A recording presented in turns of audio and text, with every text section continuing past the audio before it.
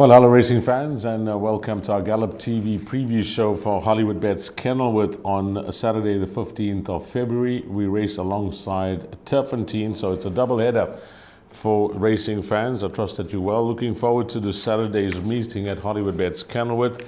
And as always, waiting on the line is Graham Hawkins. Just going through what's on offer on the day before we join Graham. Race number 1 is an early start, 12:05. There will be 2 jackpots, races 4 and 7, so 5 and 7, take note of that. And race number 4 will start off the pick 6 at 13:50. So race number 1, which does not form part of the exotics, I mentioned 12:05. We'll bring up the field and have a look at the horses, and I'll give you a guide as the betting before we say hi to Graham. Number 1 is Get Up and Go. That is trading at 5-2. Number 2, Follow Your Heart at 22-10. Horse number 7 is Space Bound at 4-1. And then there is money here for horse number 8, Yuna the Unicorn. Hollywoodbets opened up at 9-2, and that's trading at 22-10. So that is where the action is, race number 1, with horse number 8 from the Justin Snate stable. So Graham Hawkins on the line. Graham, a busy weekend as always, and nice to see it a double header on Saturday, so there's lots to play for.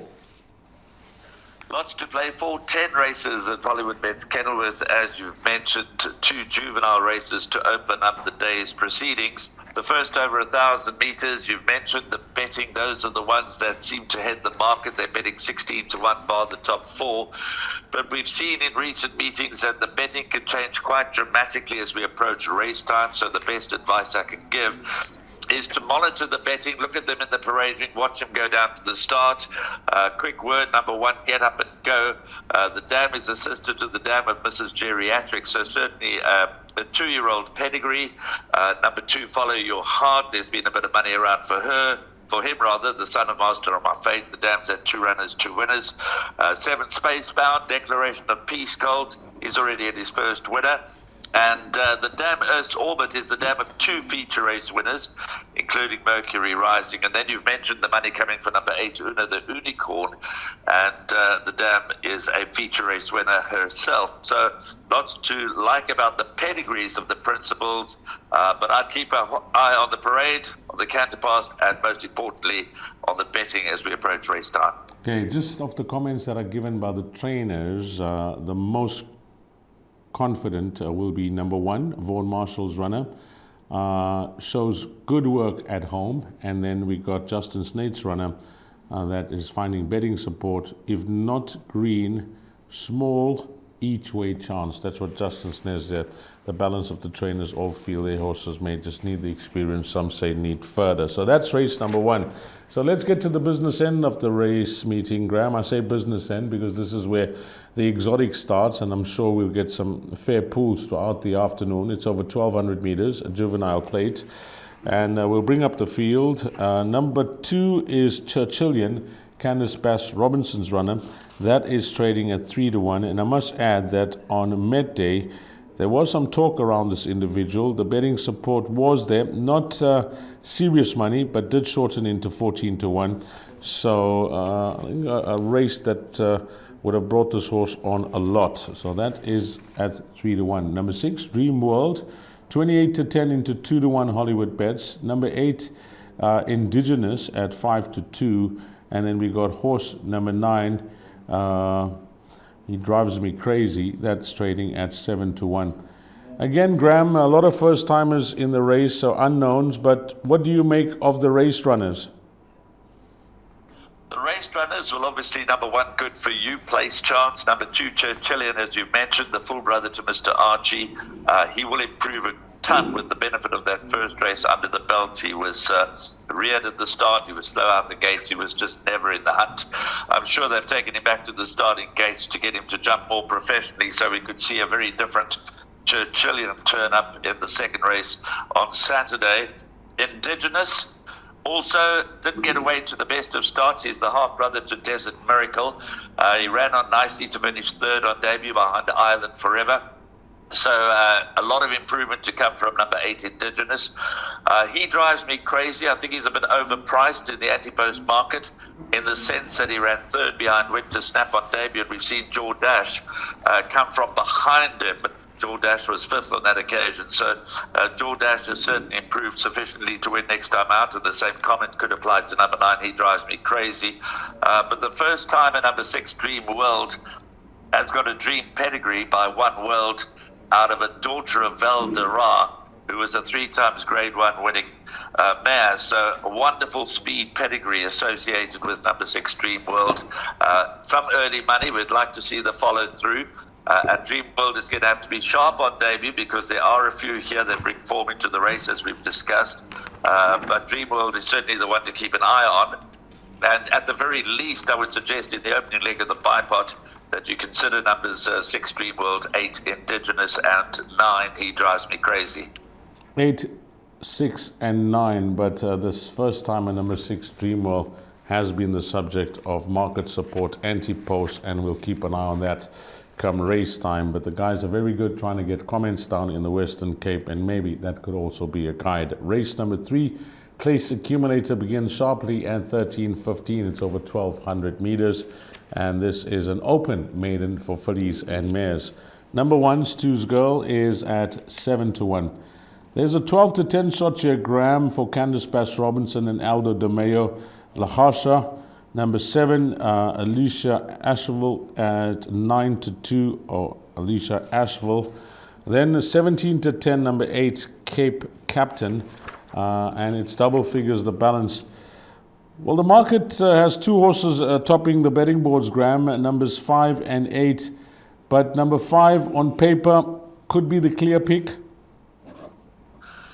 Looks to be the clear pick, number 5, Lasso, although the form lines of those last 2 runs have not been franked. And the form behind Love Story, the form behind 150-1 winner Princess on the Run, that has to be questioned. But the reality is that number 5, Lasso, is improving. She's got a nice pedigree. This is a very, very weak open maiden fillies mares over 1,200 meters. Obvious respect for number 8, Cape Captain, that Richard Faree takes over the ride, and showed improvement last time out, went third by Unhappy Wives. Still needs to confirm that. I'd be inclined to go with a little bit of each way value. Number 1, Stu's Girl, who's the stable companion to number 5, Lassa, comes into a race like this with an obvious chance. Perhaps the stable Swinger's the way to go. 1, Stu's Girl, and 5, Lassa. Not a race to get too seriously involved in. The average merit rating is 62. As you say, Lassa and Cape Captain, they bring the best form into the race. Stu's Girl and Alicia Asheville, the obvious ones to find a place in a race of this nature. But I'm going to go the Swingers 1 and 5. 1 and 5 with the Swingers there, but I must agree with Graham. The booking of Richard Faree does grab my attention with number 8, Cape Captain. And one thing that's clearly noticeable is you have a look at the odds that she's been.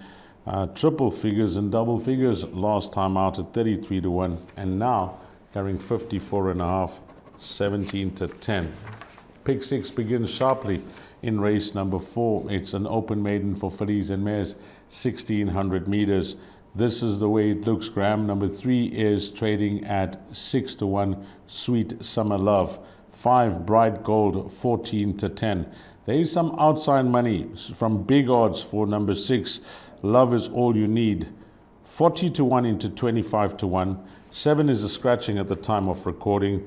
We have a situation, number 8, at 17-10, Graham, and it's double figures the balance. I don't know what you would suggest in this pick 6, Graham, but if the market is to be a serious guide for us, it looks like 2 horses could matter for the pick 6, numbers 5 and 8.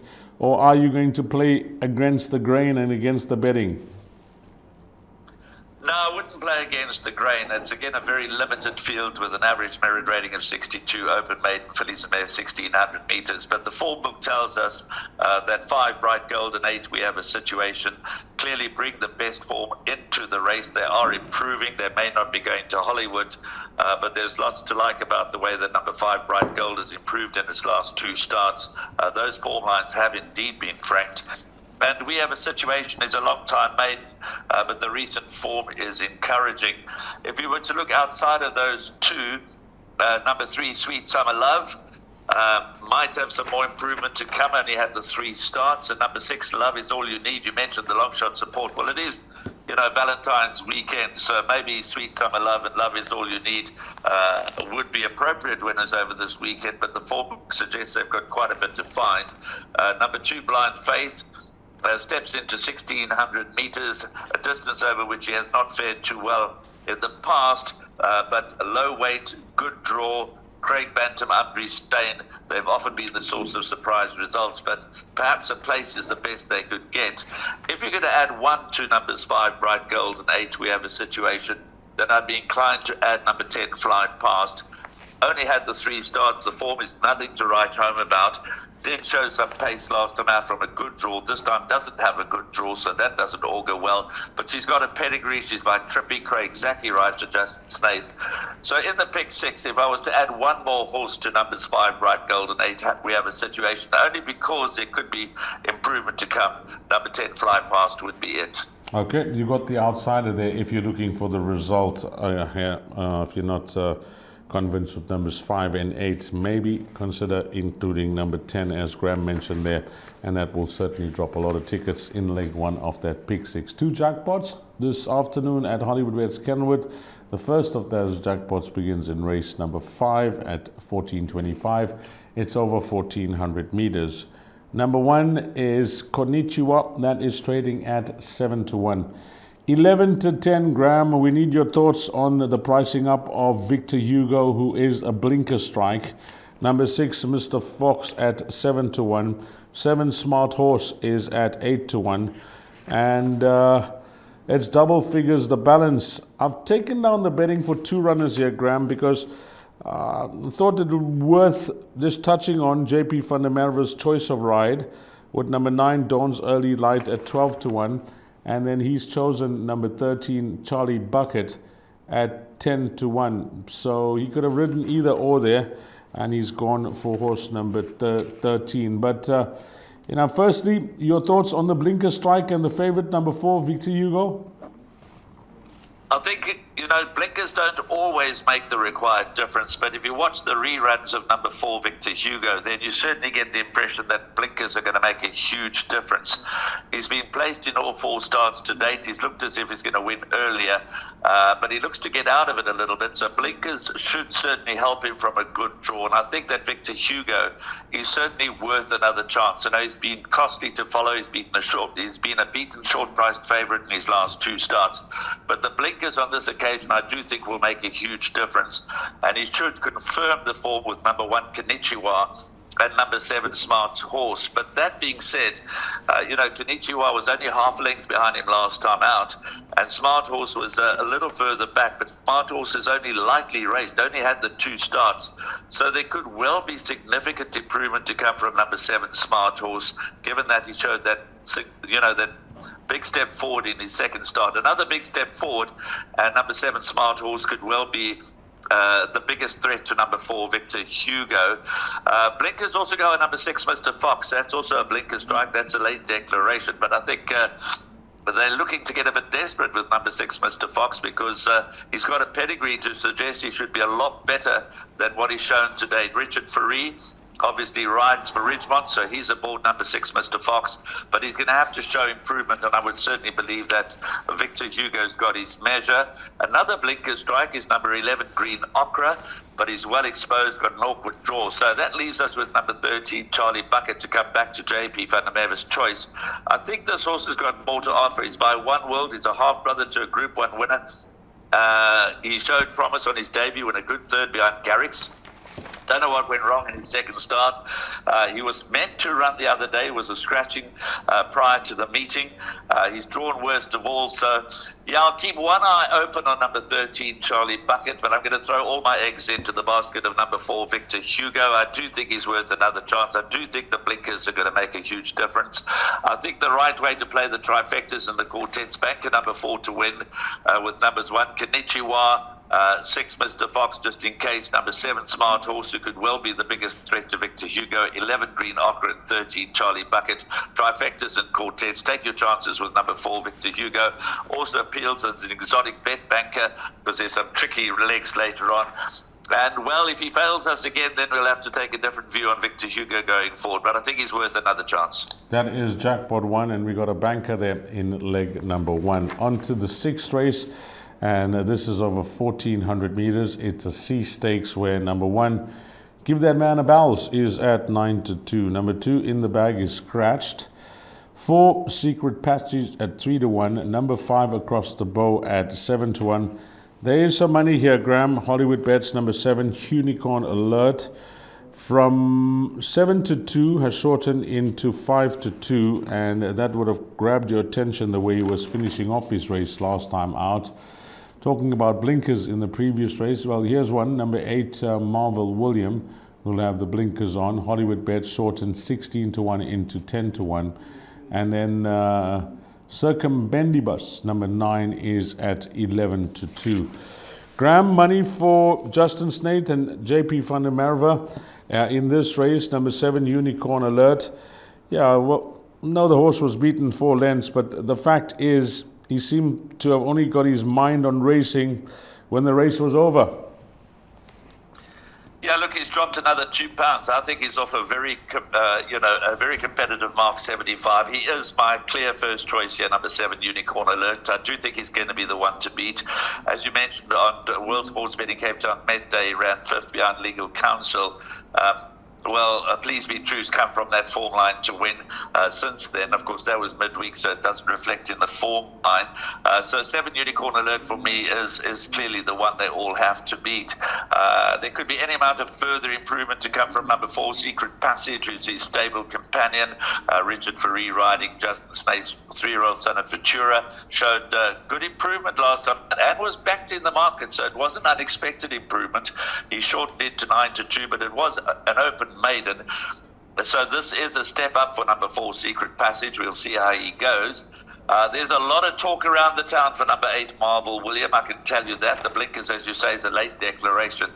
But he's going to have to show huge improvement on his last couple of runs. He seems well held by Unicorn Alert on that Legal Counsel run. And can blinkers make such a significant difference? He's got 61.5 to shoulder. So I'm going to pass number 8, Marvel William, by. It might be at my cost, but as I said, there is some support for him, and there's a lot of talk around the town. 9, Circumbendibus. That's also owned by Greg Bortz in partnership with others, and JP van der Merwe could have elected to ride number 9, Circumbendibus, but he's gone with number 7, Unicorn Alert. So I think we need to take our lead from JP van der Merwe. I'm reasonably confident that number 7, Unicorn Alert, can win this, but of course it is never that easy. We mentioned, I think, the dangers. Give That Man a Bells takes a big step up in class, but drops in weight. He's gone up from an average merit rate at 62 to an average merit rate at 75. He's always there and thereabouts. He does have the advantage of pole position. So for me, it's all about Unicorn Alert. And then obviously Secret Passage, perhaps Marvel William and Circumbendibus to chase him home with a minor place chance I would suggest for number 5, Across the Bow. Well, Graham's giving us some confidence with a few runners thus far, and we're on race number 6. So number 7, Unicorn Alert, gets the green light here in race number 6, but he's given you his thoughts on a few other runners that you can possibly play trifectas and quartets with. And just keep an eye on the betting there. I like the comments coming through from Graham that there is talk about for number 8, Marvel William, 16-1 into 10-1. And if that shortens further, then maybe don't read too much into the recent form and just follow the betting market. Race number 7 will be Jackpot 2. And this is an A stakes over 2,000 meters. Races 7, 8, 9, and 10. You need to work the perm out for that jackpot. And let's get with the betting and the field. Number 1, Holding Thumbs at 22-10. 2, Without Question, is at 4-1. Number 3, Call to Unite at 7-1. 4, Otto Lucan at 6-1. Number 6, Baratheon at 5-1. And then another 5-1 shot here at number 9, Navy Strength. I had a look at the best weighted column here, Graham, and it doesn't give you many answers because it's very tight. And then I had a look at the spread of the weights, and it is a long spread from 61.5 kgs, the top weight, all the way down to 52.5. So what I'm saying is it looks to be complex and complicated to try and work this out. It is complicated. Let me cut to the chase. Number one, Holding Thumbs is my first choice. He's quite versatile, so the fact that he steps back to 2,000 meters is not a huge concern for me. And as you say, he's receiving a bit of weight. He jumps out of pole position, and the horse is in good form. He's a big horse. He's 17 hands. He was always going to take a long time to come to hand, and he's going to go. He has every chance of improving even more as a late 4-year-old and into his 5-year-old career. So it's quite possible that we haven't seen the best of number one, Holding Thumbs. But is he a clear 2-1 favourite in a race that shapes up such as this one does? I'm not convinced about that. I would suggest that we've gone light elsewhere, that you throw the field into this leg. It's, as you say, very evenly matched. But Holding Thumbs is my clear first choice on the basis of the fact that at least he brings good, consistent form into the race. He's drawn in pole position and carries a low weight. Without question, well, we know that he's got the ability. He's got the top weight of 61.5. It's been 656 days since he last tasted victory. He runs good races in defeat every now and then. I think that his last run was below par. They decided on that basis to give the World Sports Bet in Cape Town Met and Miss, and this is obviously easier pickings for number two without question. So you wouldn't be surprised if he suddenly regained winning form. Snaith, of course, has got a couple in this race. He's got 2 without question, 3 Call to Unite and 9 Navy Strength. Navy Strength, I think you need to ignore that last run. And Call to Unite, he's got his own respiratory issues, but on his best form, carrying the same low weight as is Holding Thumbs. On his best form, he certainly comes in with a chance, although if you go back 2 runs, but admittedly over 2,500 meters, he does seem held by Holding Thumbs. Otto Lucan is interesting because he's been threatening to win another race.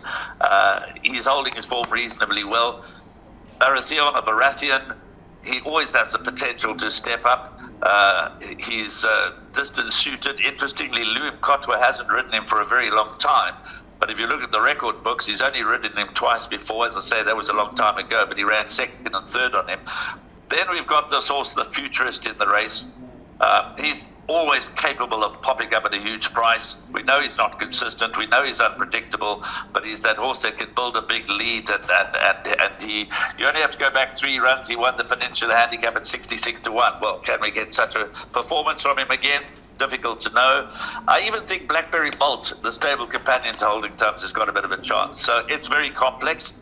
If you're not in the camp of Holding Thumbs, for me it could almost be a situation, if you're playing a smaller perm multiple times, you bank a Holding Thumbs or it's the field, because it's that kind of a race. But I'm obviously gone light earlier. I'm going to put the field in and see what happens. Okay, but if you're looking for the roving banker in the race, Graham really likes number one, Holding Thumbs. So you can play 2 perms, and you know that. So you can play as many perms as you want to try and cover your selections in the respective races, and that could be the way to go there in race number 7, the field, or number 1. Race number 8 is a class 4 fillies and mares over 1,200 meters. Number 1 back at the George.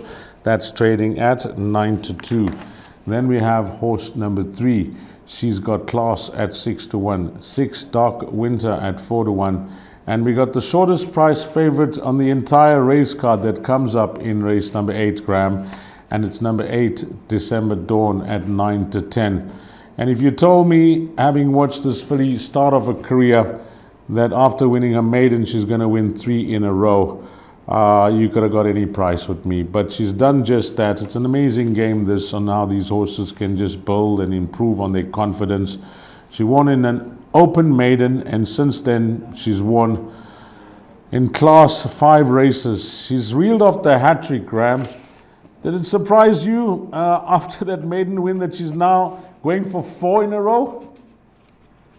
Yeah, look, she's clearly the key horse in the race, number 8, December Dawn, and you've got to take another view here as to where you stand with her, because, as you say, we didn't really see it coming. She started 14-1 when winning the maiden. She was 20-1 when she registered her second race on the bounce, and then 5-1, 3 on the bounce. But, you know, she's gone up 7 pounds, 8 pounds, and 6 pounds. So she's gone up 21 points in 3 starts, from a lowly 63 to an 84. She achieved her victories in an open maiden and 2 Class 5 handicaps. And in both of those Class 5 handicaps, she confirmed her superiority over Royal Lytham. We know that Royal Lytham is well exposed and would hardly be competitive in a race of this nature.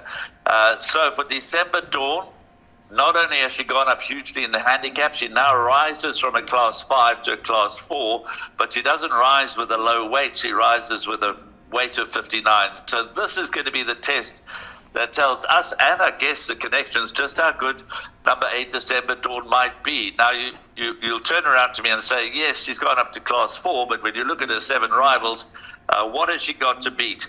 Well, back at the George, I think, is a lot better than the last start behind So What, So Hot. I think the second by Babylicious before that was a good effort. Hard to know what to make of number 3. She's got class. Good third on debut, easy win second time out. The Des McLaughlin stable is firing on all 4 cylinders. She's got a pedigree to go with it, this 3-year-old daughter of Kirari, so she could be a real improver.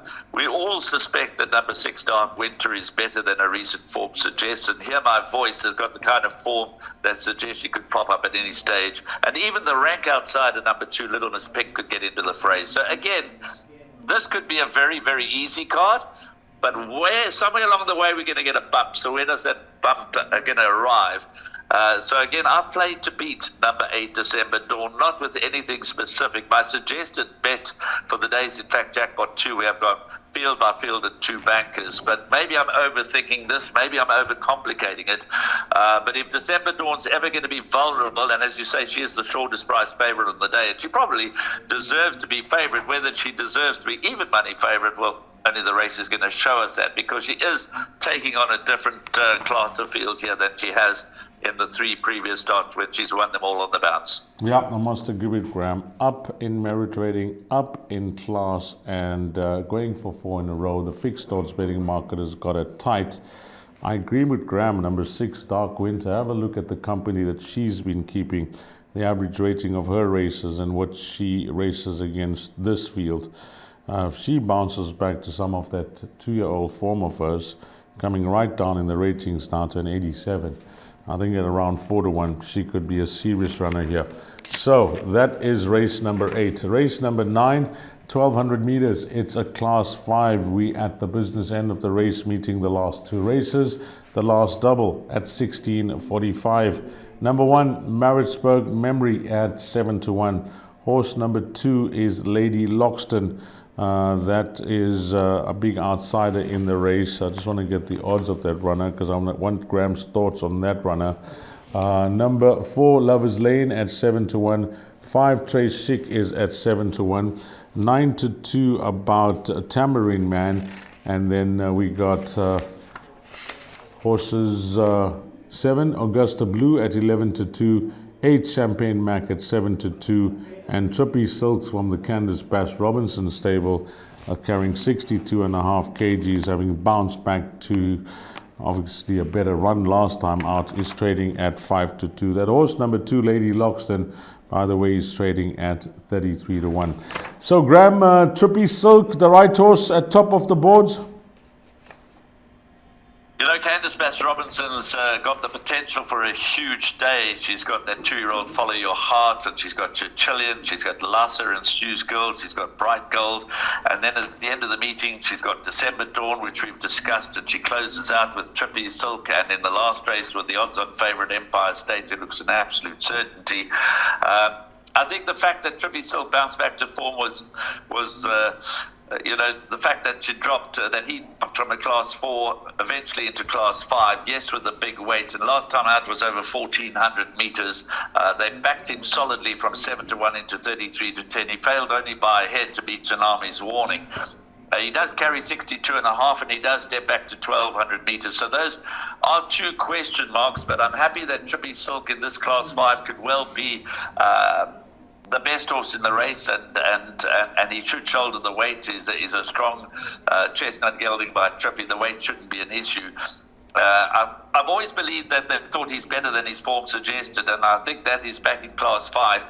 This is where he can really be competitive. So I've taken my chances, as I said, with Jackpot 2 going back field by field by back and Trippy Silk by Banker Empire State in the last. But that doesn't mean that Trippy Silk is without dangers. I mean, he's not a clear-cut short favourite. He's at 5-2, which might offer some value. But Champagne Mac does bring some useful form into the race, and it's noteworthy that Richard Ferruni retains the ride. Champagne Mac is now trained by Piet Botha, and Piet Botha's got his string in very good shape. Adam Marcus has got 2 runners in the race, Tambourine Man and Augusta Blue, either of which could win. We went for a gamble last time on this show at number 4, Lover's Lane. Very frustrating, got a big price. I know the computer form says he started at 16-1, but there was some 25-1 on offer. He came flying late, could only finish 4th, but was only beaten half a length, and I think might have been a winner in a few strides further on. So, but I think he takes on stronger here this time round. He's not bumping electric fields and the like. Marisburg Memory, well, let us down badly last time out. Got an awkward head carriage. The key to her chances might be the fact that she reverts to racing down the straight course. Lady Loxton is plummeting down the ratings, but doesn't move that well, and I'm happy to pass her by. So, yeah, I'm going with number 9, Trippy Silk, as my clear first choice, and taking my chances in jackpot 2 with him. But there are others that can shape up here. So if you want to add one more to Trippy Silk, then I would be adding number 8, Champagne Mac. Okay, you got it from Graham. It's either Trippy Silk, Champagne Mac could be the cover, and he's giving you his thoughts on a few other runners if you are not with the number 9, Trippy Silk, in race number 9. So, Graham, everything's falling into place now. The pick 6, the place accumulator, it's all caught after the running of race number 9. What are we doing in race number 10? It's over 1,100 meters. It's a class 4. And this race, number 3, Caretaker, 8-1. 4, Counter Attack at 6-1. Then we got horse number 8, African Prince, at 7-1. And did I say that in the previous race? Yeah, I did. The previous race, no, sorry, not the previous race. It was December Dawn was an odds-on shot and one of the shorter price favorites on the card. Well, that was at 9-10. I apologize because this one is even shorter, Graham. Empire State is at 6-10. Candice Bass Robinson's runner. The shortest price horse for the entire card comes up in the last race. Is everything going to close here? That's the all-to-come players? I think so. I think there'll be a lot of all-to-comes on number 9, Empire State, with Victor Hugo and a few other horses earlier on in the day. He does look the part here. It's impossible to oppose number 9, Empire State. His form is good. I thought he was a bit unlucky buying Golden Destiny on Met Day. Golden Destiny's come out to win again. The only horse that I can see improving sufficiently, but the rest are well and truly exposed. Number 8, African Prince, started off his career quite nicely. He has only his second start as a gelding. He comes out of the same form line, but that was as Empire State on Met Day. But that was his first run as a gelding. It was his first run after 7 months on the sidelines. So you can imagine that number 8, African Prince, is going to improve quite a lot and get closer to number 9, Empire State. But can he turn around 6 lengths in a couple of weeks? I'm not sure about that. So number 9, Empire State, for me, looks probably the best bet on the card. 8, African Prince, a nice horse to perhaps include in your exactas, trifectas and quartets. And 3, Caretaker, hasn't run since August, makes his debut in the Western Cape, brings Highveld form in, and might find it a little bit tougher here. But again, Piet Botha and the Social Squad Syndicate, they might have picked up on a nice 4-year-old son of Kerari here to take his career forward in the Western Cape. Maybe a minor placing. As I said, Candice Bass Robinson holds a lot of aces. She's backed up Empire State with Counter Attack and Night Tiger, both of which are not absolutely chanceless. But all the eggs are going to be in the Empire State building. Okay, let's close things off with your suggested bet, Graham, as it comes up on screen.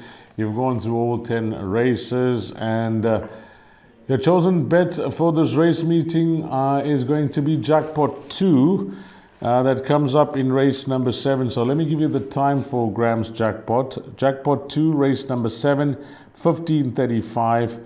And over to you, Graham, to take us through that jackpot. Okay, so as you mentioned, race 7, the opening leg, Holding Thumbs, the clear first choice, but going the field, looking for a result. Second leg, December Dawn, the clear favourite in the race, but a huge step up for her, so looking to maybe get a result there. It's only 9 horses in the first leg, 8 horses in the second leg, so it's a 72 rand perm.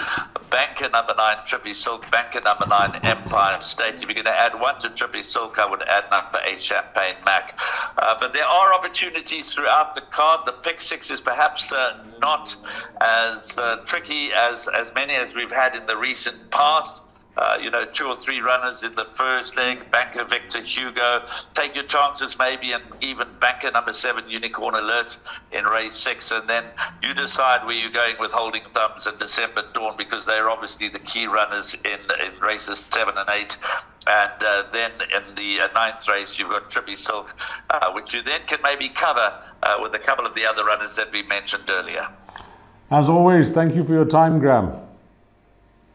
Thank you, Dees. Good to hear you feeling a little bit better, and have a wonderful weekend. Okay, and you too, Graham. Have a blast, and hopefully it turns out to be one of those weekends that we'll remember at Hollywoodbets Kenilworth, and we're standing in the winner's queue. As always, on behalf of Graham, Gallop TV, and myself, Dees Dine, and to you, the valued racing fan, wish you all the best on the Saturday.